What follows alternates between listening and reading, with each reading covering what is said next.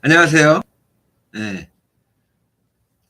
처음으로 정각에 출석하신 창의력 대장님 반갑습니다. 오케이. 아, 제가 지난주에 강의 초반부에 나눴던 그 질문이랑 답변 있잖아요. 그거를 유튜브에 올렸습니다. 그냥 전체 공개로 올렸어요. 좋은 질문들이 되게 많아서 많은 분들한테 도움이 될 것 같아서 공개로 했는데 괜찮으시죠? 아니, 그걸 왜 공개하냐? 우리는 20불씩이나 내고 참가비를 내고 참석한 사람들인데 우리만 봐야지. 이거 하시는 분 설마 안 계시겠죠? 예. 제가 지난주에 그 유튜브에 고혈압 영상을 2개 올렸거든요. 그 하나는 혈압약 종류별 부작용 영상이랑 또 하나는 혈압약 없이 고혈압 고치는 전략. 이제 그러한 영상들은 지금 여기 환자혁명 함께 있기 참여하시는 여러분들한테 맞춰서 올린 영상이에요. 그러니까 너무 억울해하지 않으셔도 된다고. 오늘 고혈압 관련해서 우리가 좀 파고들 건데 오늘 강의가 끝나고 나서 그 영상을 다시 보시면 새롭게 와닿으실 거예요. 완전 새로운 것들이 들리실 거예요. 그리고 제가 이번 주말이나 아니면 다음 주 초에 유튜브에 올리는 그 영상도 여러분들한테 포커스가 맞춰져 있는 영상입니다. 소리가 안 들리시는 분, 아이고, 김태희님 소리가 안 들리시네. 지금 다른 분들은 잘 들리시는 것 같아요. 그래서 이 세팅을 핸드폰이나 컴퓨터에 세팅을 잘 하셔야 될 것 같은데. 예, 일단 다른 분들은 괜찮으시죠? 영상이 지금 잘 나오고 있죠? 오늘은 샤워까지 했습니다. 네. 자, 오늘은 고혈압이에요. 이 고혈압에 정의를 내려야 되는데 정의를 내린다고 하면서 이 고혈압의 가이드라인을 갖다가 그 고혈압의 정의로 내리는 경우가 있죠. 근데 이 정의랑 가이드라인은 치료 가이드라인 그거는 달라요. 그리고 그 가이드라인은 나라마다 다르고 뭐 시기마다 달랐고 학회마다 다르고 조금씩 차이가 다 있습니다. 근데 뭐 크게 다르지는 않아요.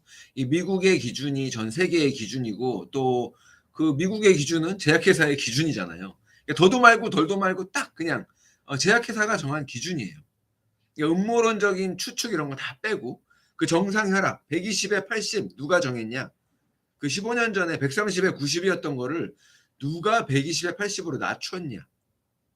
그 고혈압 기준을 결정을 하는 컨소시엄이 있고 거기에 속한 이제 저명한 의과대학 교수들이 있고 제약회사가 같이 참여하면서 이게 말이 좋아서 참여지 입김을 불어넣으면 정상 혈압 기준이 정해지는 거고 그게 학회를 통해서 발표가 되고 또 전 세계 의과대학 병원이랑 뭐 개원해서 환자를 진료하는 의사들한테 다 퍼져 나가는 거예요. 예. 잡담하지 마시라고요. 담탱이가 뭡니까? 예.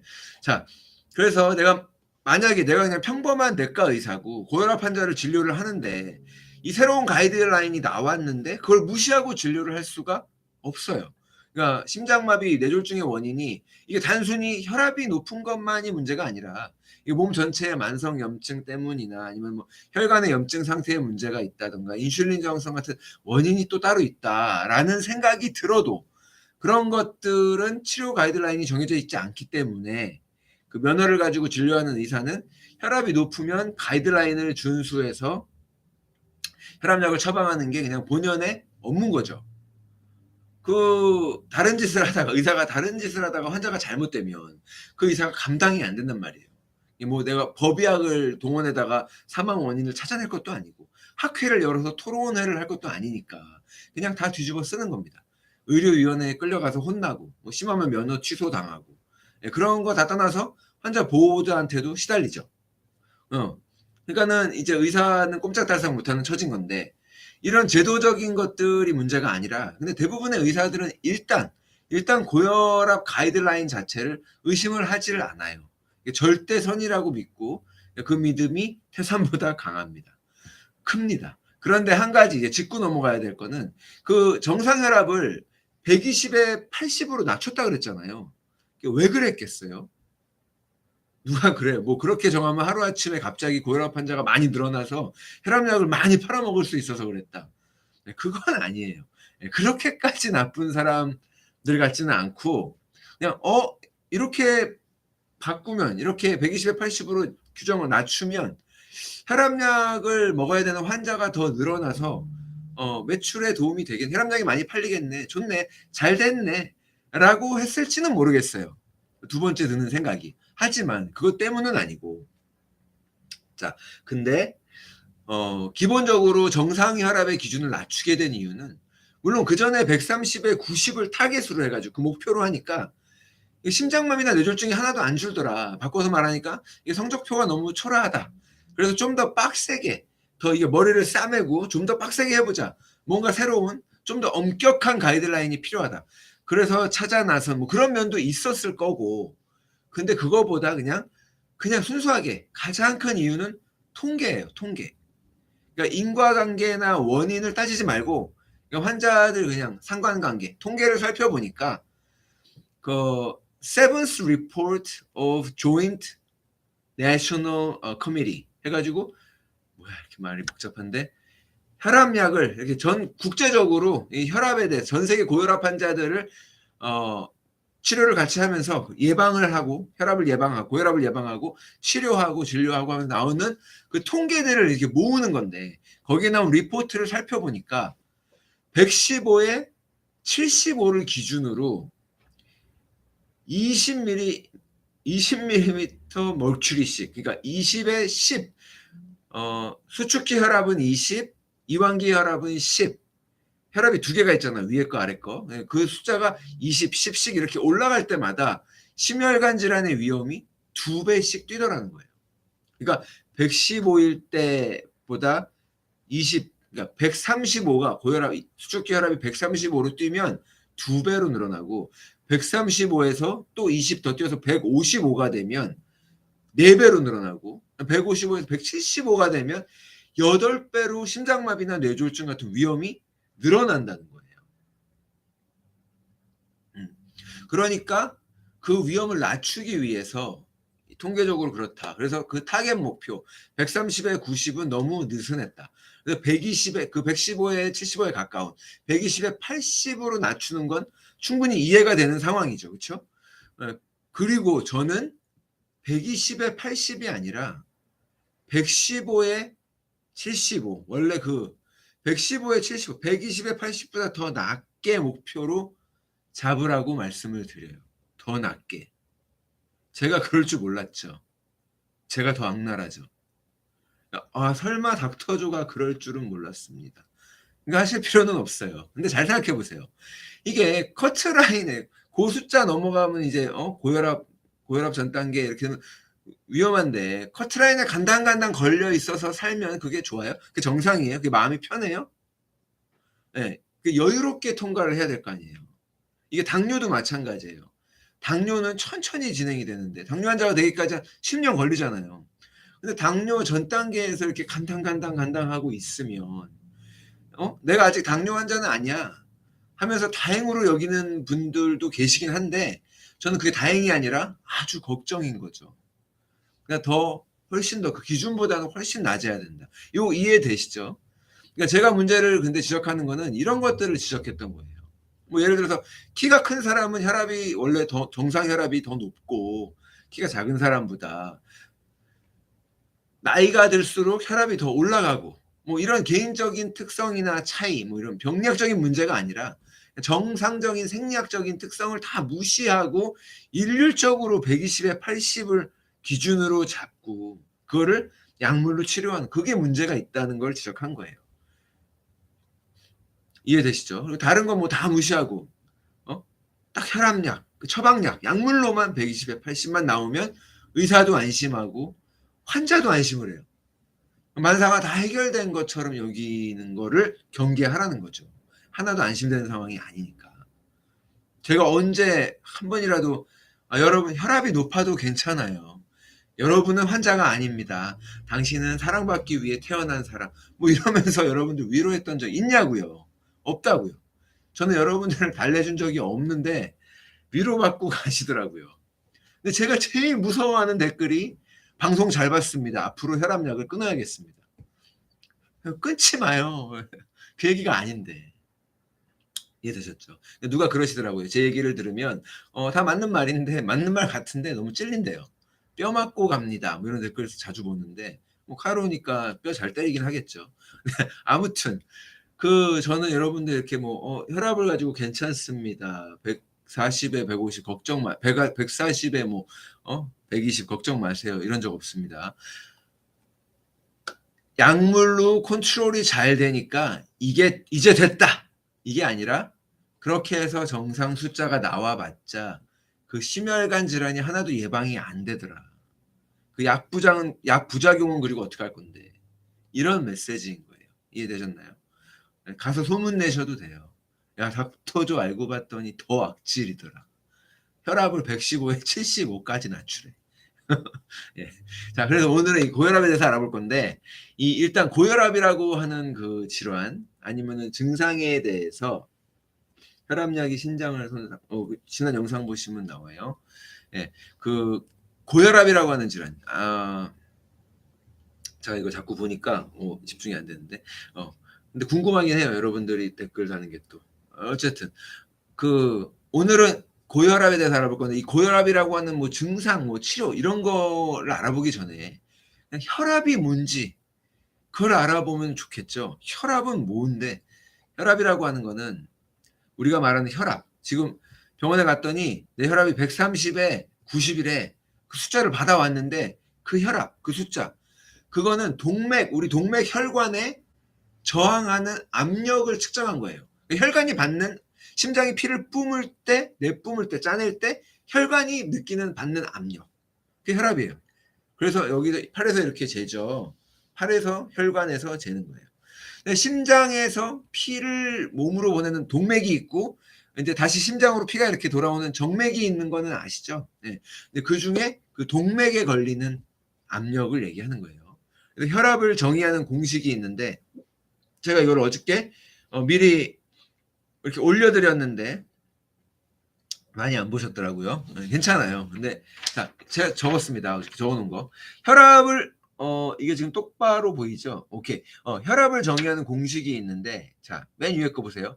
이 혈압은 이게 혈압은 CO가 카디악 아웃풋이라 그래 가지고 심박출량이에요. 그리고 이 TPR은 Total Peripheral Resistance 해 가지고 전체 혈관, 말초 혈관에 걸리는 그 저항. 결국은 이 혈압은 아까 심장이 피를 내뿜을 때 혈관에서 느껴지는 압력이라고 그랬잖아요. 그러니까는 이 심박출량, 심장이 피를 내뿜는 양이랑 하지만 혈관이 저항하는 저항. 요 두 가지가 변수인 거예요. 요 두 가지를 합친 거예요. 곱한 거예요. 그래서 심장이 피를 내뿜는 펌핑 능력이 있고 이게 사람마다 아까 다르다 그랬죠. 그 말초 혈관들이 만들어내는 어떤 혈관은 저항이 없을 수도 있고 어떤 혈관은 뭐가 잔뜩 껴 있을 수도 있고 좁을 수도 있고 그렇잖아요. 혈관이 이렇게 수축해 있을 수도 있고 그 두 가지 변수에 의해서 혈압이 결정이 된다. 그러면은 이 심박출량은 어떻게 결정되냐? 말이 어려운데 심장 박동에 의해서 나오는 그 피의 양인 거예요. 그래서 1분 단위로 계산을 하거든요. 여기 보시면은 1분 단위. 그 심박출량은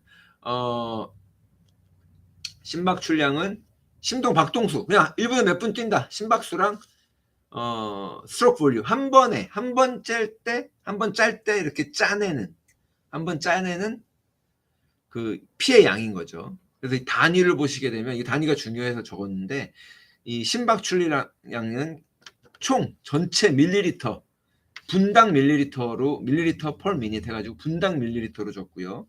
심장 박동수는 그냥 BPM 비트 per minute 분당 박동수 몇 번을 뛰나. 그리고 요거는 이제 한 번 짤 때 나오는 한 번 비트당 몇 밀리리터를 짜나나 이렇게 적겠죠. 그러니까 심장이 보통 1분에 한 60번에서 80번 정도 뛰니까 중간 숫자를 하나 잡을게요. 70이라고 칠게요. 70. 그리고 한 번 이렇게 짜낼 때 박출량은 70ml 정도 됩니다. 콜라겐 하나가 350ml니까 그 5분의 1이죠. 심장이 5번 뛰면 콜라겐 하나가 차는 거예요, 피가. 그러면 1분에 70번을 뛰고 한 번에 그 70ml씩 내보낸다고 했으니까 70 곱하기 70 하면 77에 49. 1분 동안에 4,900ml의 피를 뿜는 거예요. 4,900. 반올림하면 그냥 5,000ml. 5,000ml 하면 5리터잖아요. 그러니까 1분 동안 5리터를 평균적으로 피가 심장이 피를 내뿜어요. 자, 그러면 한번 하나씩 알아볼게요. 지금까지 어렵지 않죠? 네. 뒤집어졌어요? 화면이? 이게 뒤집어져서 보입니까? 왜 나만 똑바로 보이지?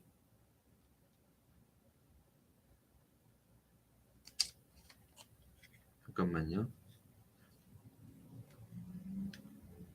이렇게 하면 똑바로 보이시나요? 이거 답변 좀 주세요. 이게 뒤집어진 건데. 이게 뒤집어졌죠?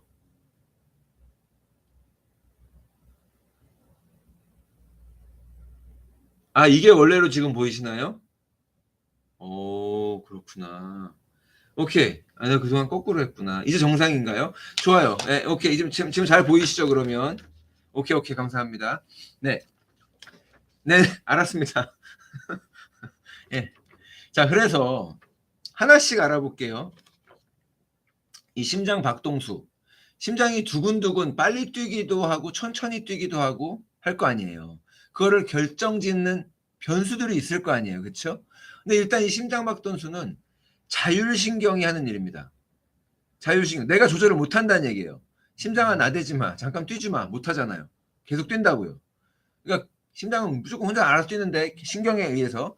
근데 이 교감신경은 심장 박동을 빠르게 합니다. 교감신경이 어떤 상황이? 긴장하는 상황, 흥분하는 상황, 스트레스 받고 살면 우리가 이제 위험한 상황이거든요. 그러니까 스트레스를 받으면 교감신경이 자극이 돼서 심장 박동수가 증가한다고요. 반대로 부교감신경은 심장 박동을 느리게 해요. 이거 왜 들고 있는지 모르겠어요. 평안하게 그냥 휴식을 우리가 이렇게 근데 이게 현대인 중에 그런 사람이 많지는 않죠. 그럴 때 심장 박동이 천천히 뛴다고요. 자, 그리고 호르몬도 심장 박동에 영향을 끼칩니다. 호르몬. 에피네프린, 노르에피네프린. 한국에서는 아드레날린이라고 그래요. 같아요, 그냥. 아드레날린이 치솟는다 그러죠. 그리고 이제 갑상선 호르몬 있죠. 갑상선 호르몬 T3, T4. 이것도 심장 박동을 빠르게 해요. 요거 잘 기억하셔야 돼요. 나중에 또 나와요. 그리고 심장 박동을 또 높이는 것들 중에는 이제 이온도 있어요. 아이온이라 그러죠. 음이온, 양이온 할 때 그 이온. 이게 심박수를 올리기도 하고 내리기도 하는데 균형에 따라서 뭐예요? 칼슘, 또 마그네슘, 칼륨, 나트륨 이런 전해질 미네랄들인데 이게 농도에 따라서 혈압을 높이기도 하고 낮추기도 한다고요. 이 균형이 안 맞는 거죠. 그래서 심박수를 이제 결정짓는 변수들이 되게 여러 가지가 있죠. 다양한 거죠. 근데 고혈압을 우리가 이제 원인을 본태성 고혈압이라 그래가지고 원인을 모른다. 가족력이 가장 많고 그게 가장 큰 요인이다. 이렇게 얘기를 합니다. 근데 가족력이라는 건 이렇게 이해하셔야 돼요. 유전은 아니에요. 그냥 그 가족에서 많이 관찰이 되더라. 유전은 그냥 키가 크다, 눈이 작다, 머리가 곱슬이다, 피부가 까맣다. 그게 유전이고 타고나는 거. 근데 가족력은 어쩔 수 없는 부분이 아니라고요. 그냥 그 집안 식구들이 유난히 긴장을 많이 하거나 욱하는 성격이 비슷할 수도 있는 거고 먹는 음식이 비슷하고 입맛이 비슷하고 그럴 수 있겠죠. 그래서 가족력이라는 거는 관찰은 돼요. 예. 근데 그게 무조건 절대적으로 어쩔 수 없는 운명은 아니다. 이거고요. 자, 그래서 심박수는 그런 걸 알았고 이 1회 박출량 우리 전체 심장에서 이제 나오는 피를 심장이 몇 번 뛰나 그리고 한 번에 몇 번씩 짜느냐 그래서 1회 박출량이라 그러는데 이 1회 박출량을 결정짓는 요소들도 있겠죠. 근데 이 1회 박출량은 크게 세 파트로 나뉘어요. 이 세 파트로 나눠서 봐야 되는데 프리로드라 그래가지고 전부하. 프리는 이게 전이란 뜻이죠. 애들 학교 가기 전에 유치원 프리스쿨 프리. 그리고 contractility라 그래가지고 이 심장 근육의 수축력, 그 능력. 그리고 afterload라 그래가지고 후부하. 그러니까 전부하가 있고요. after 후부하가 있어요. 전과 후. 그리고 심장 근육의 짜내는 수축력. 하나씩 볼게요. 그 전부하, 프리로드는 뭐냐면 로드가 뭐예요? 우리가 컴퓨터에 이렇게 로딩 된다 그러는 데이터가 쫙 로딩이 된잖아요. 로딩은 쌓인다는 얘기거든요. 심장에서 이제 피를 내뿜기 전에 그 심실에 피가 이렇게 쫙 들어와 가지고 쌓일 거 아니에요, 가득. 그게 얼만큼 쌓이냐. 이게 전 부하가 심장이 짜기 전에 프리로드 전에 얼마나 심장 안에 피가 있냐예요. 심장이 피를 짜내기 직전에 심실에 모여 있는 피의 양, 혈액의 양. 그게 프리로드예요. 펌핑하기 직전에 걸리는 부하. 그래서 이름이 전부하. 근데 신기하게 심장이 이렇게 피가 많이 심실에 이렇게 피가 많이 들어오면 심장이 이렇게 쫙 이완되면서 들어올 거 아니에요. 넓어지면서 피가 들어올 거 아니에요. 몰려 들어올 거 아니에요. 그러면 이제 심장 근육들이 이렇게 벌어지게 되는 건데 거기 근육 섬유들이 스트레치가 되면서 여기 액틴, 마이오신 이런 게 신호를 받아가지고 칼슘에 대한 반응 속도가 증가합니다. 오늘 많은 분들이 주무실 것 같은데 칼슘은 뭐 하냐면 근육을 이렇게 꽉 쥐는 게 칼슘이잖아요. 그러니까 더 세게 펌핑이 가능해요. 피가 많이 들어있으면 더 세게 짜내겠죠, 당연히. 예. 그러니까는 이게 둘이 당연히 이렇게 연결이 되는 거고. 그래서 이 전부하가 증가하면 증가할수록 이 박출량은 당연히 증가하겠죠. 피가 많이 들어있는데 결국 그렇게 한 번에 많이씩 짜내니까 70번 짜내고 나니까 1분 뒤에 그 짜낸 양을 보니까 우와, 한 번에 이만큼 많이 짜냈네. 이렇게 되는 거예요. 그렇죠? 안에 들어있는 게 많아야 많이 짜낼 테니까. 오케이. 자, 그리고 두 번째로는 아까 그 심장 근육의 수축력. 이 근육이 어떤 사람은 힘이 없을 수도 있고 어떤 사람은 셀 수도 있을 거 아니에요. 근데 요거는 뭐의 영향을 가장 많이 받을 것 같으세요? 이거는 교감신경의 영향을 많이 받아요. 교감신경 아까 우리 흥분하고 짜증나고 스트레스 받고 이 교감신경이 항진이 되면 아까 에피네프린, 노레피네프린, 아드레날린이라고 말씀드렸죠. 아드레날린이 솟구친다. 심장이 쫄깃하네. 우리가 그런 표현을 쓰잖아요. 흥분된다는 표현으로 딱 맞는 표현들을 쓰고 있었던 거예요. 그래서 아드레날린에 의해서 그리고 그건 결국은 교감신경에 의해서 자극될 때 그리고 아까 다른 호르몬들 글루카곤이나 T3, T4 같은 갑상선 호르몬들도 이 심장 근육을 수축력을 증가를 시켜요. 혈압이 오른다는 얘기죠. 그리고 약물도 영향을 끼칩니다. 자, 근데 어쨌든 이 심장 근육의 수축력이 증가하면 전체 박출량이 증가를 해요. 그러니까는 혈압이 오릅니다. 마지막에 후부하, 그 애프터 로드. 후부하는 이 심실이 이렇게 수축할 때 그때 이 심실에 가해지는 압력이긴 한데 심실이 이게 심장의 좌심방, 우심방, 좌심실, 우심실 뭐 이렇게 있는 거 아시죠? 근데 심실에서 이렇게 짜내잖아요. 벤트리클. 심실 맞겠지 한국말로? 벤트리클에서 짜내는데 혈관을 짜내는데 그 짜내는 걔가 이렇게 혈관을 짜내면서 느끼는 압력이 있을 거 아니에요. 이거 뭐 이렇게 잘 짜죠? 뭐 이렇게 안 짜죠? 뭐 막혔나? 이 있을 거 아니에요. 걔가 느끼는 그 압력인 거예요. 그러니까 바꿔서 얘기하면은 심장에서 혈관으로 피를 짜낼 때 짜내기 위해서 극복해야 되는 힘. 혈관이 막혀 있으면 더 힘이 필요할 거고 아니면 쉽게 짜낼 수도 있을 거고 그거예요. 예를 들어서 혈관에 플라그가 있어가지고 혈관이 막혀 있어요. 이렇게 막 더럽게. 그럼 힘이 더 필요하겠죠. 뻥 뚫린 혈관보다는. 동맥경화가 생긴 혈관이라서 이 혈관이 이렇게 별로 이렇게 혈관이 이렇게 딱딱하게 굳어 있으면 그 저항이 증가되기 때문에 혈관에 탄력이 없어서 그러면 이런 후부하가 증가가 되는 거예요. 자, 그럼 이 후부하가 증가가 되면 박출량 아까 그 심장을 짜는 박출량은 감소할까요? 증가할까요? 감소할까요? 증가할까요? 네. 이럴 땐 아무 반응이 없죠. 자, 어차피 제가 대답할 건데. 감소하죠. 자, 왜냐면 저 혈관 구멍으로 피를 싸서 내보내야 되는데 구멍이 막혀 있고 저항이 크니까 압력을 느끼면서 압력이 증가하면서 그만큼 근데 많이 못 짜내게 된 거잖아요.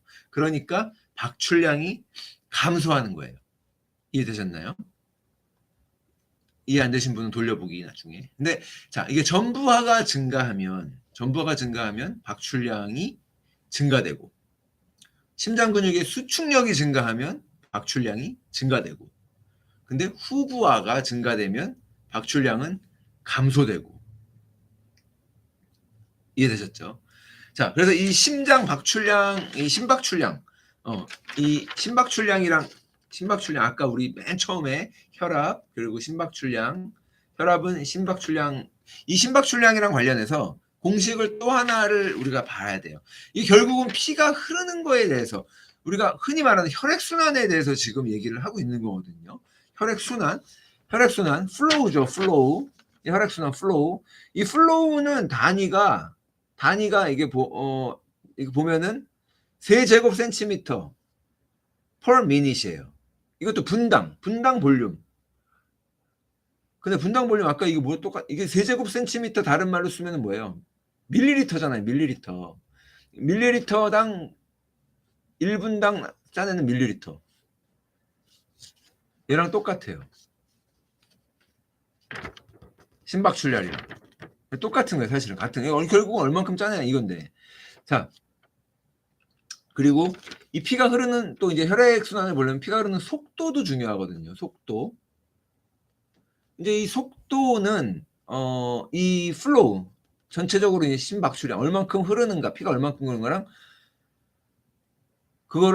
그거랑 비례를 하고 크로스 섹셔널 에리아. 이거는 뭐냐면은 단면적인데 뭐의 단면적이냐면 혈관의 단면적이에요. 이게 심박출량이랑 무슨 관계가 있냐? 자, 흐름이 플로우가 증가를 하면 정비례하게 이게 많이 플로우가 흐름이 증가를 하면 정비례하게 이 심박출량이 증가를 할 것이고, 근데 혈관의 단면적이 증가를 하면 이 속도는 감소할 거예요. 이 피가 흐르는 속도는. 흐름이 증가하면 속도도 증가하고. 자, 예를 들어서 단면적의 크기가 다른 혈관이 3개가 있어요. 여기 이거 보시면 돼요. A, B, C. 이게 혈관을 이렇게 딱 자른 단면이에요. 이 셋 중에서 단면이 누가 제일 넓어요? 예, A가 제일 넓죠. A는 동맥이라고 칠게요. 대동맥. 그리고 뭐 이제 작은 소동맥이 있고, 그리고 뭐 아주 눈에 보이지 않는 모세혈관들이 있고 점점 작아지는 제일 작은. 그러면 피가 지나갈 때 어디를 지나갈 때 속도가 가장 빠를까? 아까 단면적에 반비례한다 그랬잖아요. 예, 그쵸. 잘 생각해 보세요. 우리가 물 5리터를 정해진 시간에 요 구멍으로 다 흘려보내야 돼요. 그럼 이 작은 구멍을 통과할 때랑 큰 구멍을 통과할 때랑 어디 가서 속도가 더 나겠어요? 속도를 내야 되겠어요. 작은 데서 속도를 내야 되겠죠. 그러니까 호수를 예를 들어서 우리가 가든에다가 이렇게 뿌리는 호수가 이렇게 있는데 그 호수를 이렇게 뿌리는데 호수로 물이 꿀꿀꿀꿀 나오고 있었어요. 근데 호수 구멍을 막았어요. 쫙 쥐어가지고 호수 구멍을 작게 했어요. 그럼 물이 갑자기 빠르게 나오잖아요. 쫙 이런 것처럼. 이해되셨죠? 그러니까 작아질수록 빠르다는 거예요. 넓어질수록 속도는 느린 거예요. 자, 그러면 질문. 이 심장에서 나오는 대동맥이랑 저기 발끝에서 내 발끝에 저 발끝에 있는 그 조그만 모세혈관 어디서 피가 흐르는 속도가 더 빨라요? 네. 피가 흐르는 속도는 지금 얘기한 대로 하면 모세혈관에서 더 빠를 것 같은데 대동맥에서 제일 빨라요.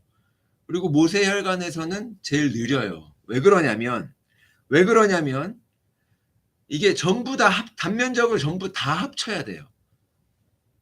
모세혈관 다 합치면 훨씬 그러니까 대동맥은 두꺼운 대나무관 하나라 그러면은 모세혈관은 되게 조그만 빨대 바늘같이 얇은 빨대인데 그게 수십만 개가 있는 거예요. 우리 몸 전체에 이 대동맥은 딱 3개밖에 없어요. 심장에서 이렇게 나오는 거 위로 가는 거 하나 아래로 가는 거 하나 휘어서 가는 거 하나 딱 3개 달랑 3개. 근데 모세혈관은 100억 개예요. 100억 개. 이해되시죠?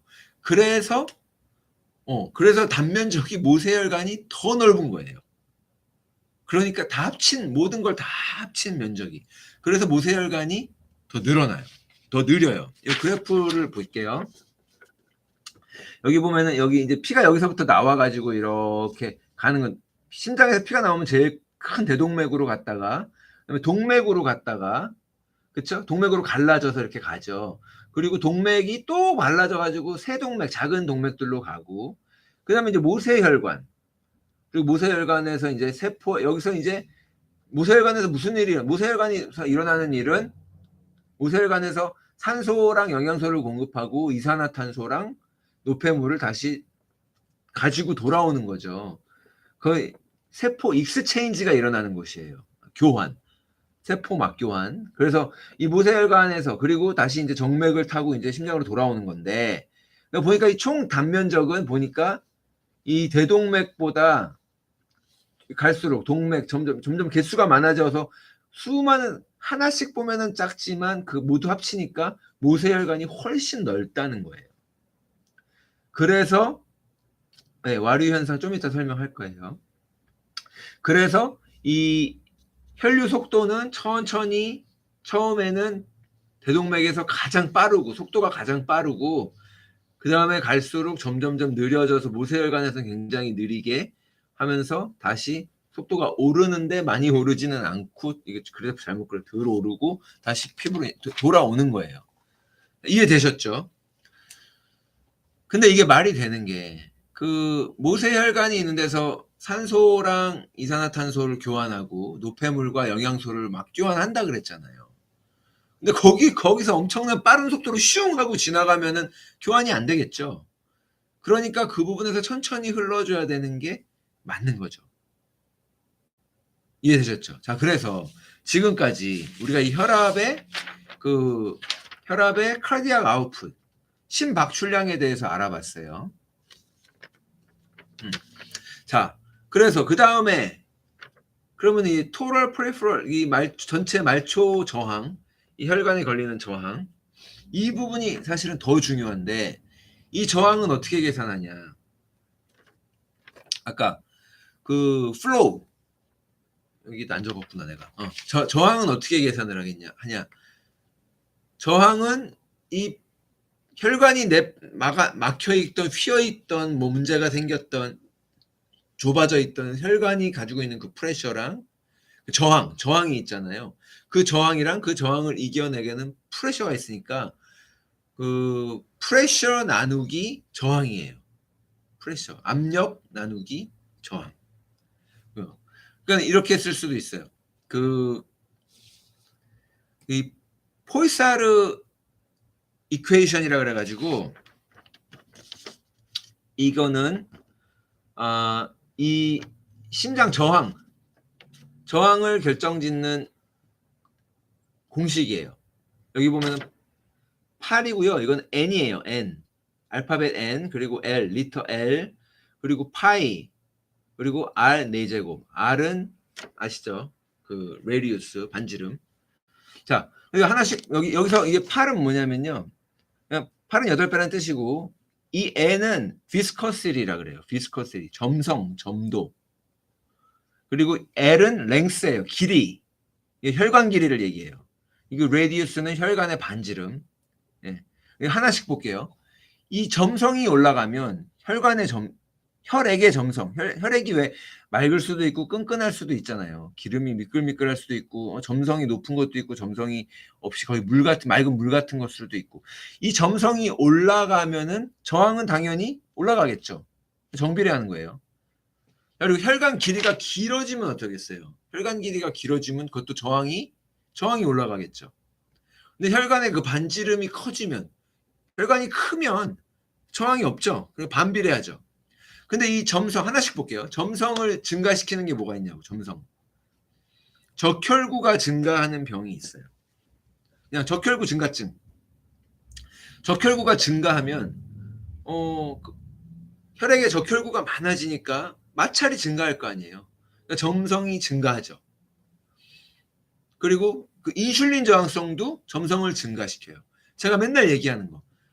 포도당이 다 아직도 혈액에 꽉 차 있고 치즈버거에 쉐이크 먹고 나가지고 혈액을 이렇게 찍어보면 끈적끈적해요. 그래서 그런 것들이 그대로 이렇게 우리 몸속에 돌아다니고 있는데 처리가 안 돼가지고 인슐린도 처리가 안 돼가지고 호르몬은 호르몬대로 나와서 인슐린도 많이 있고 포도당도 많이 있고 그러면은 그 피는 끈적끈적하다. 그런 피를 그 점성이 증가한다는 얘기예요.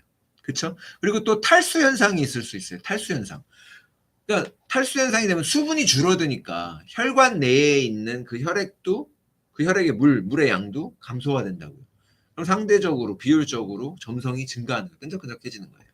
자, 그럼 점성을 감소시키는 건 뭐가 있겠어요? 아까 적혈구 증가증의 반대, 빈혈이죠, 빈혈. 네, 그 적혈구가 부족해지니까.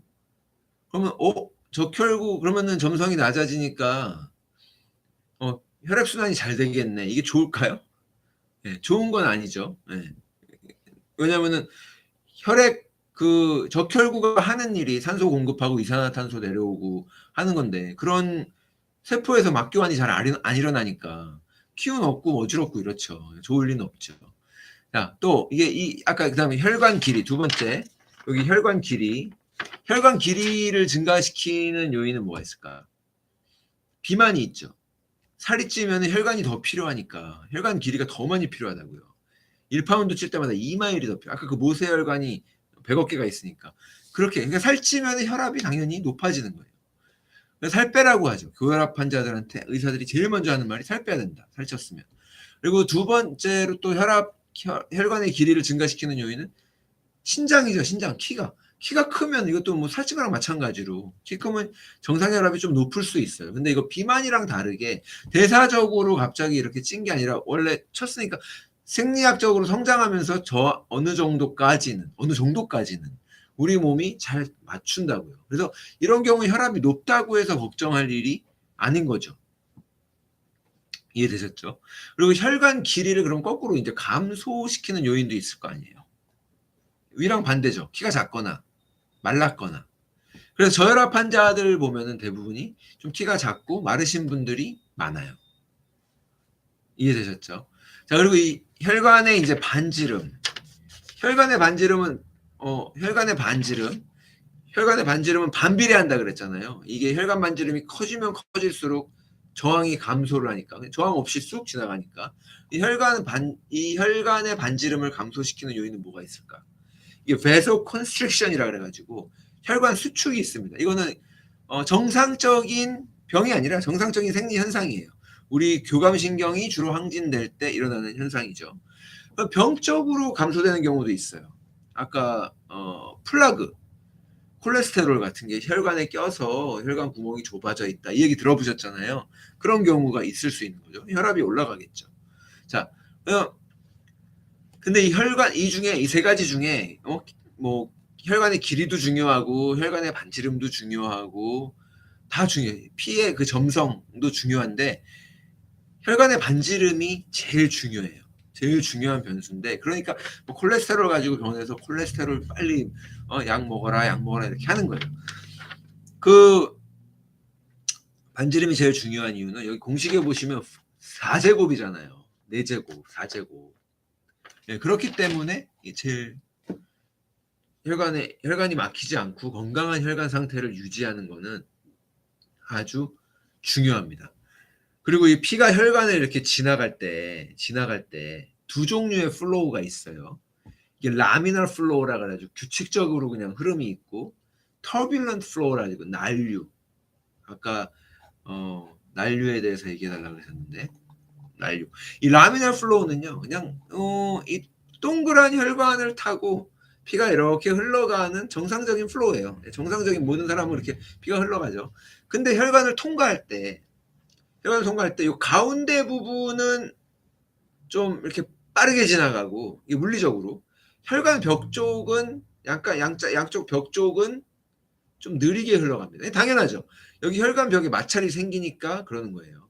근데 이 라미나 플로우, 정상적인 그러니까 혈관을 통해서 피가 이렇게 흘러갈 때는 소리가 안 나요. 뭐 이게 소리가 난다면 우리는 뭐 계속 콸콸콸콸콸 졸졸졸 거리고 다니겠죠. 사람이 돌아다니면. 운동하면 더 콸콸 거리겠고. 소리가 안 나요. 근데 반면에 이 난류, turbulent flow, 이거는 이제 병리적인 현상이거든요. 물론 혈관이 이렇게 나와서 이렇게 갈라지는 부분에서는 어느 정도 와류 현상이 생기긴 하는데, 그거는 병적인 문제가 아니라 혈관이 건강하다면 우리 몸이 충분히 견딜 수 있는 와류고, 여기서 말하는 거는 이제 혈관이 이렇게 있는데 여기 플라그가 이렇게 중간에 이렇게 껴있는 거예요. 이렇게 혹이 이렇게 올라와 있는 거죠. 여기 덩어리가 있어가지고 피가 오다가 거기 부딪혀가지고 와류가 생기면서 가는 거예요. 그냥 쭉 갔으면 좋은데. 우리가 비행기 타고 갈 때 이제 기장이 안내 방송 하잖아요. 기체가 뭐 흔들리고 있습니다. 안전벨트를 매시고 자리에서 일어나서 마시고.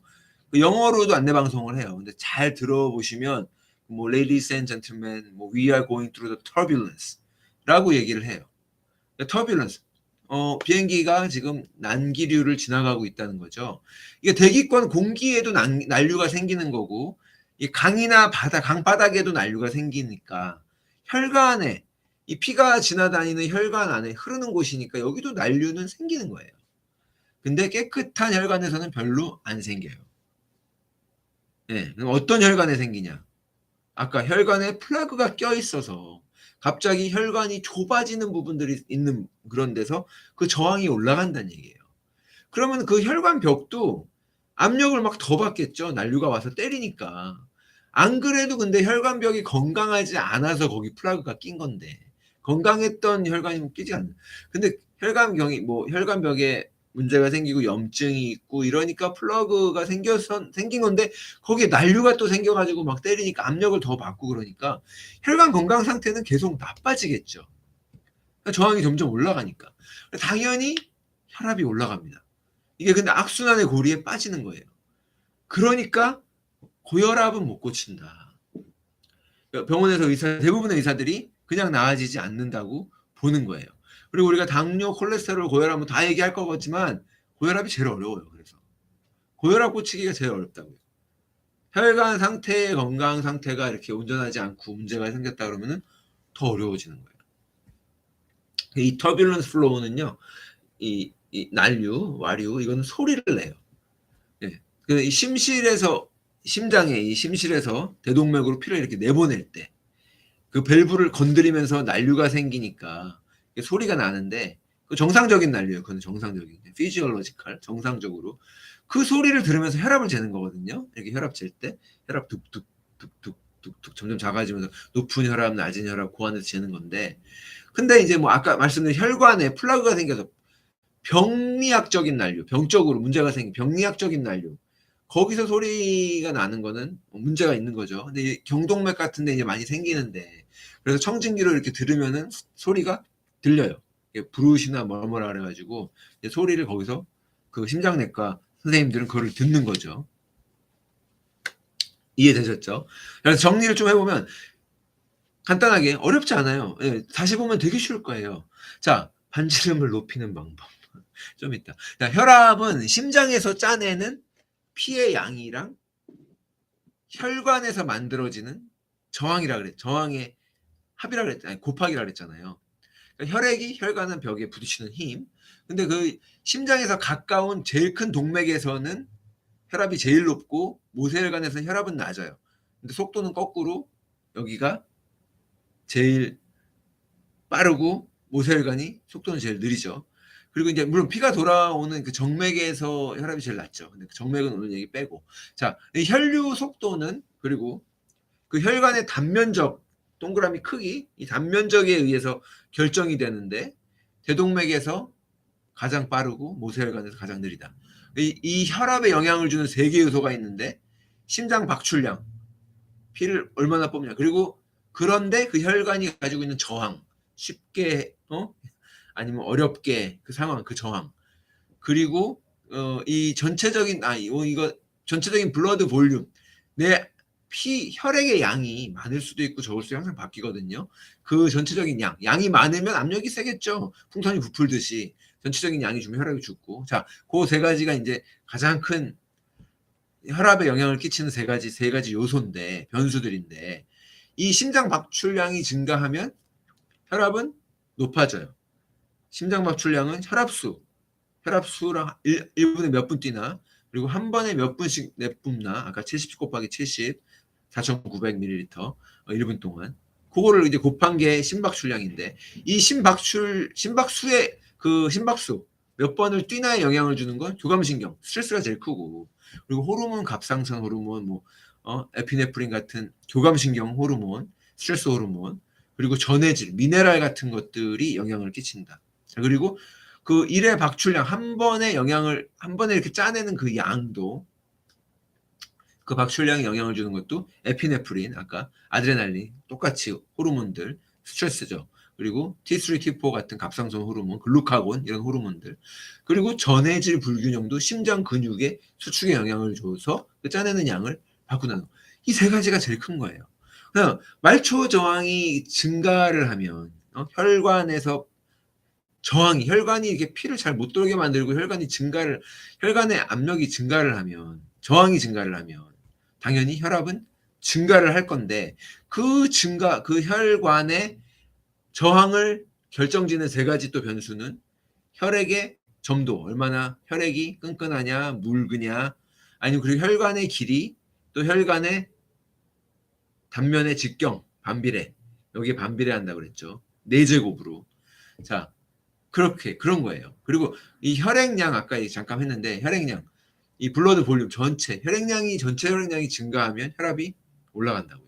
혈압약 중에서는 이뇨제가 있죠. 물을 빼버리려고. 그리고 또 이게 혈관 수능도도 있어요. 우리 혈관이, 이 혈관 베슬 컴플라이언스라 해가지고 혈관의 신축성, 탄력. 이 어떤 혈관은 탄력이 좋고 신축성이 좋으면 혈압을 덜 만들어내죠. 근데 이렇게 단단하게 굳어있는 동맥경화가 있으면 혈관이, 이 심장이 피를 짜낼 때 혈압을 받아주질 않으니까 혈압이 올라가는 거예요. 그래서 근데 이 혈관의 신축성이나 탄력은 노화되면서 자연적으로 어느 정도 감소가 될 수밖에는 없는 부분이죠. 그래서 나이가 들면서 혈압이 조금은 올라간다고요. 자, 그러면 이 점검을 우리가 이제 뭘 해야 되냐, 우선순위를 지금까지 내용을 보면서 우선순위. 저는 혈압에 관해서는 가장 중요하게 생각하고 가장 먼저 점검해야 될 게 스트레스라고 말씀을 드립니다. 그리고 이 이유 때문에 혈압이 제일 고치기 어렵다고 말씀을 드려요. 당뇨, 고혈압. 아까 혈관벽에 한번 이제 문제가 생기면 악순환의 고리에 빠져서 계속 와류 현상은 생기고 혈관은 계속 망가지고 염증은 더 심해지고, 뭐 그래서도 안 고쳐, 물리적으로도 그렇지만 이 스트레스를 해결이 잘 안 되기 때문에 혈압이 제일 고치기 어려운 것 중에 하나인 거예요. 두 번째는 미네랄입니다. 우선순위 두 번째는 미네랄. 아까 그 심장 근육이 이렇게 짜내고 뭐하고 이완시키고 혈관 자체들도 이완하고 뭐하고 칼슘 이런 것들이 다, 마그네슘 이런 전해질들이 균형이 잘 맞아야 된다 그랬잖아요. 미네랄의 불균형이 생기면 혈압이 높아지기 때문에, 특히 소금 같은 경우는 먹으면은 당장 삼수압 때문에 혈압이 올라가니까 그것만 보고 소금을 안 먹어버리면 미네랄 불균형이 생겨가지고 심장이 이걸 짜내고 뭐하고 신경이 신호를 받고 이러는데 장애가 생겨요. 그래가지고 혈압이 올라가는 현상이 생길 수 있기 때문에 소금은 부족해서는 안 돼요. 그리고 또 인슐린 저항성, 마지막으로. 그리고 세 번째, 인슐린 저항성.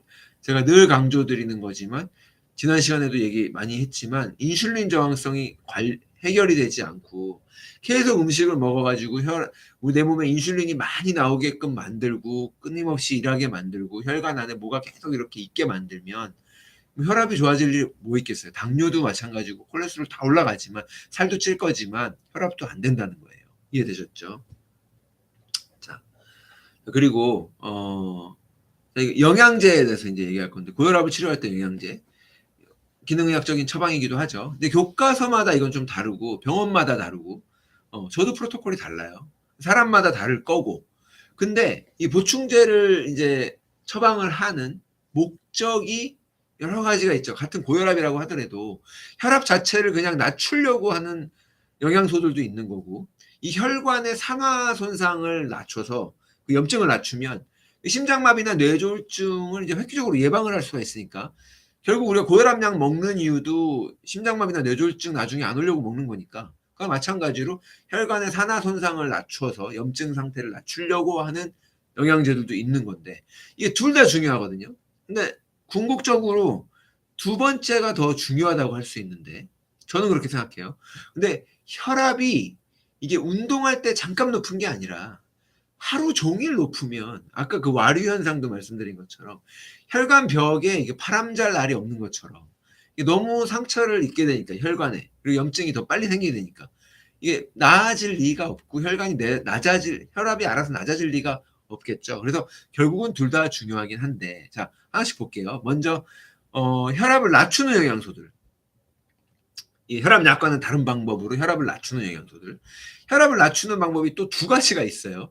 심장에서 이렇게 피를 짜내는 심박출량을 낮출 수 있는 방법이 있고, 아까 단면적 혈관을 확장시키는 방법도 있겠죠. 예. 먼저 이제 심장 박출을 이렇게 심장 박출량을 낮추는 걸로는 케르세틴이 있습니다. 케르세틴 다 아시죠? 케르세틴. 예. 그 케르세틴은 하루에 250에서 500mg, 하루에 한 번이나 두 번 정도 이렇게 드시는 걸 권해드려요. 그리고 또 박출량을 낮추는 게 마그네슘이 있습니다. 마그네슘 하루에 400에서 뭐 1500mg 나눠서 먹으면 좋아요. 네.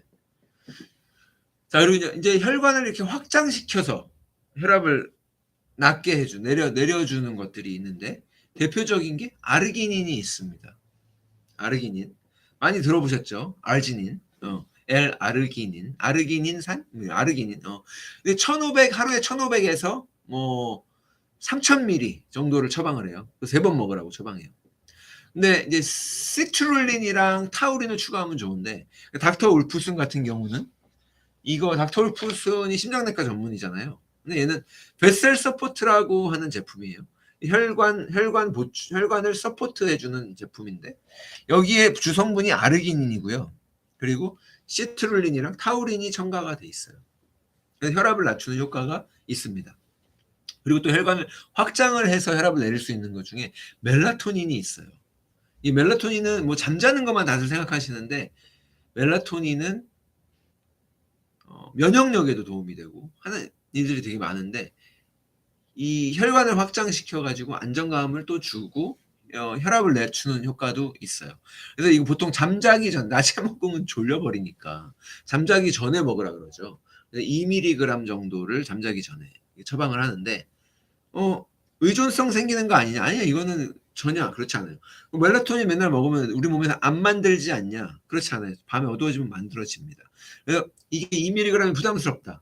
0.5mg만 먹어도 면역력이 올라가고, 또 밤에 잠자는 효과도 충분히 도움을 받고, 그 다음에 이 혈압도 내릴 수 있는 충분한 효과를 본다 라고 하는 연구도 있어요. 그래서 멜라토닌도 참고를 하시면 되고, 그리고 비트가루도 되게 유명하죠. 비트가루 뭐 혈관을 확장시키니까 빨간색, 비트가루의 빨간색이 피에 좋다. 그래가지고 비트가루도 광고를 많이 하죠. 그리고 또 올리브 리프 샐러리 이런 것들. 그러니까 혈압 환자들은 저는 채소를 많이 먹으라고 말씀을 드려요. 이런 것들이 도움이 되고요. 자, 이게 혈액량을 또 이제 낮춰주는 게 있어요. 혈압을 낮추기 위해서는 아까 전체 혈액의 볼륨, 전체 부피를 낮춰버리면 되니까 그런 혈압 약들이 있다 그랬죠. 그런 마찬가지로 이 혈액의 전체 볼륨 양을 낮춰주는 보충제들이 있습니다. 근데 이 우리 몸을 탈수시키는 게 아니라, 이뇨시키고 뭐 오줌 누고 이게 아니라 혈관의 혈액량을 조절해 주는 거예요.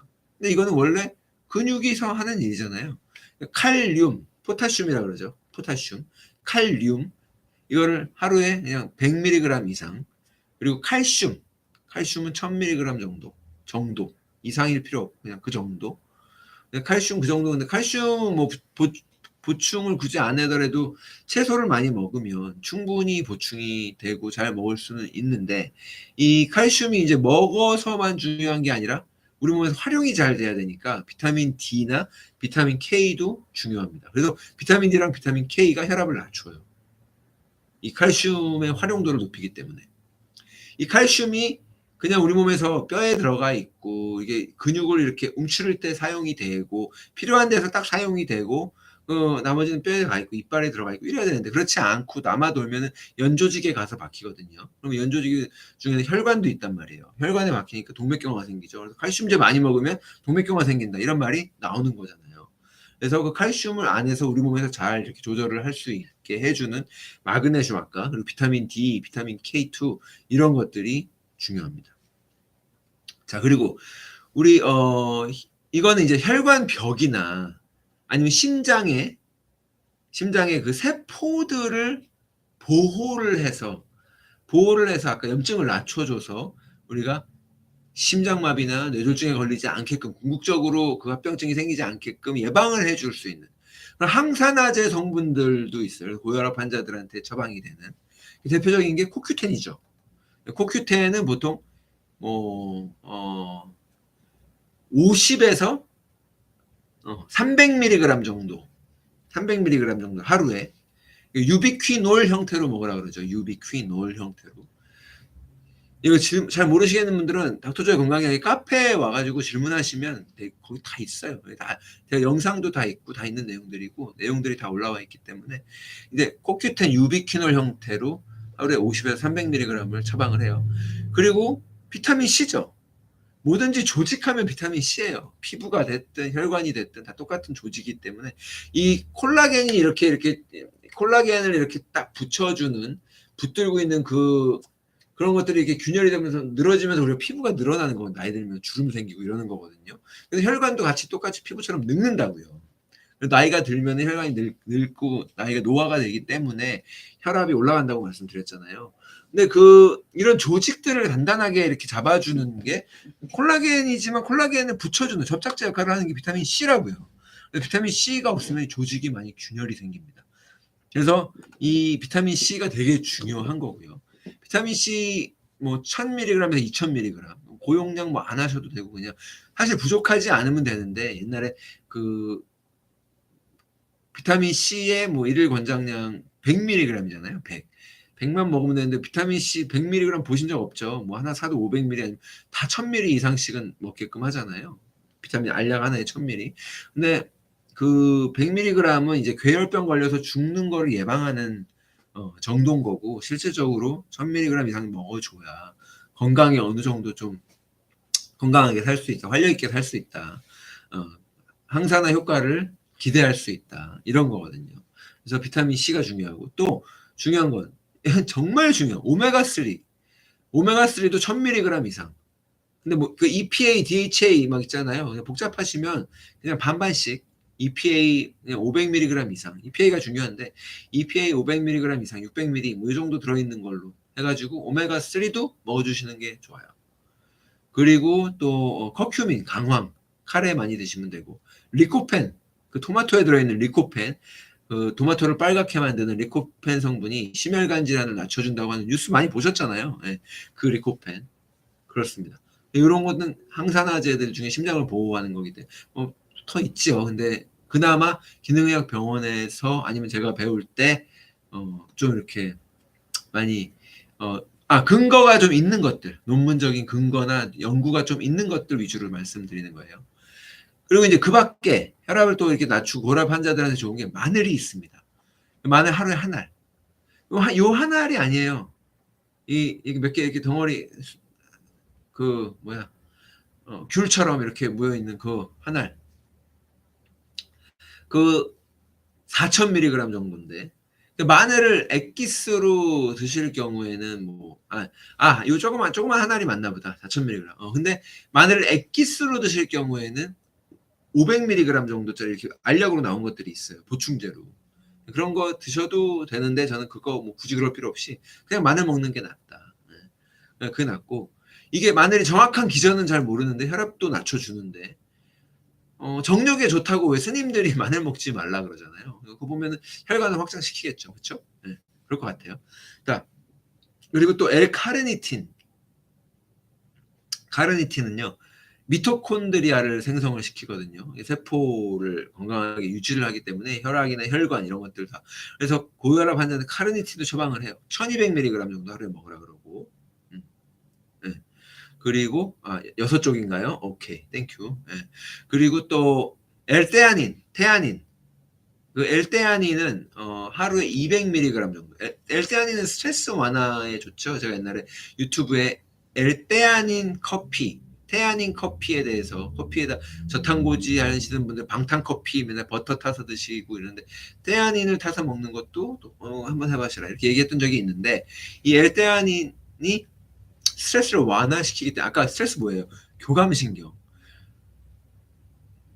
완화시키기 때문에 이 태아닌이 혈압을 낮추는 우회적으로 한 단계 거쳐서 혈압을 낮추는데 도움이 됩니다. 그리고 아까 그 칼슘 때문에 비타민 K, 비타민 D 말씀드렸잖아요. 이제 그런 것들도 추천을 해요. 근데 이게 너무 많은데 야 이걸 뭐 다 먹어야 되냐? 참고만 하시면 되고요. 근데 아까 제가 점검사항 우선 점검사항을 말씀드렸잖아요. 제일 먼저 스트레스부터 보겠다. 제일 어렵다.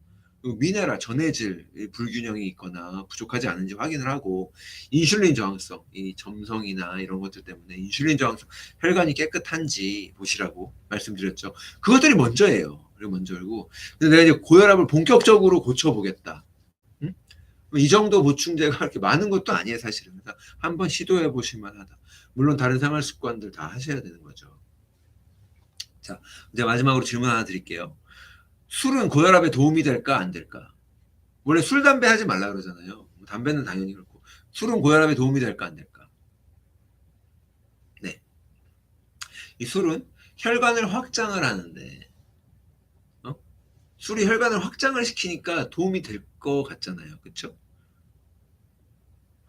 근데 교감신경을 자극해요. 술 먹으면 하나 싸운다고요.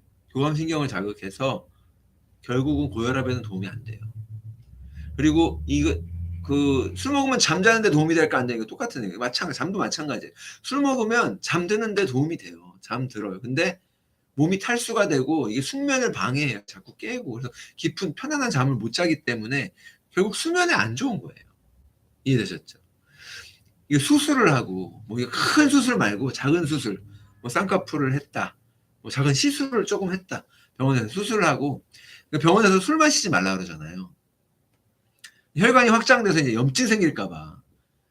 근데 술을 조금 마시면 이 혈관이 확장이 돼서 염증이 빨리 빠져나가 가지고 빨리 가라앉는 효과도 있어요. 근데 이거 거의 모든 의사들이 동의하는 내용인데, 예. 그냥 이제 의사들끼리 그냥 술 마시면서 하는 말이니까 너무 귀담아듣거나 솔깃해하지는 마세요. 이게 적당한 양이 사람마다 다르고 어떤지를 몰라가지고 넘어가면 덧나고 염증 생겨가지고 그러니까 차라리 그냥 안 먹는 게 나은 거죠. 하루 이틀 뭐 조금 더 천천히 더디게 가면 어때요? 이해되셨죠? 오케이. 자, 그래서 우리가 이 심장이 지금 오케이 1분에 72번 아까 70번 정도 뛴다 그랬죠. 72번 1시간이면 4,320번을 뛰어요. 1시간 우리 지금 강의하는 1시간 동안 4,320번을 뛴 거예요. 하루에 10만 번을 띱니다. 10만 번. 1년이면요 3,600만 번을 뛴대요. 평생 28억 번을 뛴대요. 그러니까 저랑 강의 지금 하는 동안에 벌써 거의 5,000번 가까이 4,300번을 넘게 뛴 거예요. 엄청 부지런하죠. 근데 이 심장을 뛰게 하는 거는 뭐죠? 전기 신호예요. 페이스메이커라고 있어요. 페이스메이커. 심장 안에 그 심장 페이스메이커를 인공 페이스메이커를 달기도 수술을 하잖아요. 에너지가 필요하니까 배터리 넣어놓고 에너지가 필요하죠. 근데 이게 어느 정도의 에너지냐? 이게 매일 트럭을 20마일씩 끄는 에너지예요. 작은 트럭을 끄는 에너지. 심장이 우리 심장이 아까 평생 동안 28억 번을 뛰는데 그때 쓰는 그동안의 평생 동으로 달까지 갔다 온다는 거예요. 심장이 이게 부드럽게 살살 뛰는 게 아니거든요. 테니스공 있죠. 테니스공을 그걸 손으로 이렇게 꽉 쥐어서 어느 정도 찌그러질 때까지 한 번 뛸 때 그 정도 힘으로 뛰는 거예요. 툭툭툭툭툭툭 아주 그걸 하루에 아까 뭐 10만 번 가까이. 근데 쥐도 안 나죠. 한 번 쥐 나면 죽는 거예요. 우리 심장마비로. 그러니까 이 피도 졸졸졸 흐르는 게 아니에요. 콸콸콸 벌컥벌컥 흐릅니다. 우리가 손끝에 이렇게 조금 베면은 피가 이렇게 쭉 새 나오니까 피가 그렇게 흐를 것 같죠. 아까 모세혈관에서 속도가 느리다 그랬잖아요. 그거고 원래 확 이런데 팔목을 이렇게 확 그러면은 영화에서 보면은 칼을 휙 끄면은 피가 벽에 촥 튀잖아요. 온 사방에 막 피가 튀는 피칠갑을 하는 그런 장면을 연출을 시키잖아요. 그 정도로 피가 세게 팍팍 뛴다는 거예요. 그 말은 우리 혈관도 엄청난 압력을 받고서 견디면서 살고 있다는 거죠. 우리 몸에서 이 심장한테 피를 공급받지 않는 기관이 없어요. 우리 몸은 모든 곳에 피가 전달이 됩니다. 거의 모든 곳. 눈의 각막 빼고 뭐 뼈나 뭐 머리카락 이런 건 아닐 것 같지만 머리카락도 그 뿌리 모근에서 영양분을 다 받아 먹으려면 그때 결국은 피 혈액 순환이 돼야 되는 거예요. 이게 땅에 잔디 심어 놓은 것처럼 물 빨아들이듯이. 그래서 우리 몸에 이 수십 조가 넘는 세포가 이 심장한테 의지해서 살고 있잖아요. 이 심장은 너무 바빠서 암에도 안 걸려요. 심장암 못 들어보셨잖아요. 그렇죠? 되게 기특하죠. 그리고 기특해서 이게 잘해줘야겠는데 이게 어떻게 하면 심장한테 잘해주는 거예요, 우리가? 예? 당연히 운동이죠, 운동. 근데 갑작스러운 운동 말고 꾸준한 운동. 이게 중요해요. 갑자기 운동하면은 심장이 당황합니다. 근데 하지만 꾸준하게 운동을 하면 심장이 단련이 되죠. 유산소 운동. 그리고 또 심장에 좋은 게 웃으면 심장에 좋아요. 예. 그러니까 혈관이 이게 웃으면 혈관이 확장이 돼서 우리 혈액순환이 증가하고 심장에 그만큼 힘이 덜 드는 거예요. 근데 스트레스는 반대 효과를 일으켜요. 아까 혈관이 수축해서 그러면은 심장이 더 세게 뿜어야 되고 힘들게 일해야 되는 우리 몸의 전체적인 혈액순환은 감소가 되고 웃으면 혈액순환은 200% 증가가 되고 피가 잘 돈다고 쉽게. 그러니까 웃고 살아야죠. 이거를 또 메릴랜드 의대에서 연구를 했어요. 그러니까는 웃으세요. 그러니까 지금 여러분들 웃으시면 좋고요. 제가 저희 네이버 카페에다가 웃으면 건강이 와요 이런 게시판을 만들어 놓고 거기다 열심히 유머글들을 올리는 이유가 다 있습니다. 여러분들 심장을 위해서 건강하시라고, 여러분들 혈액순환에 도움이 되라고. 물론 거의 다 아재 개그고 뭐 그래가지고 요즘 젊은 친구들이 보면 되게 짜증나는 내용들인데 웃겨요. 웃겨 좋아하시는 분들 많아요. 근데 아무튼 저는 많이 웃고 살거든요. 어떤 방법이 됐든. 그래서 저는 심장마비로 갈 것 같지는 않아요. 여러분들은 어떤지 잘 생각해. 내가 많이 웃나 실컷 웃나 이렇게 하시는 게 좋고, 또 심장이 되게 어마어마하죠. 심장이 근데 온몸에 피를 보내지만 결국 심장 자기도 혈액을 공급받아야 되잖아요. 심장의 산소 공급이 끊기면 네, 그냥 바로 심장마비예요. 그렇죠? 심근경색. 그래서 심장마비 증상이 이게 남자랑 여자가 다른데 알고 계시면 좋아요. 남자는 가슴을 이렇게 움켜잡고 쥐가 난 것처럼 아파요.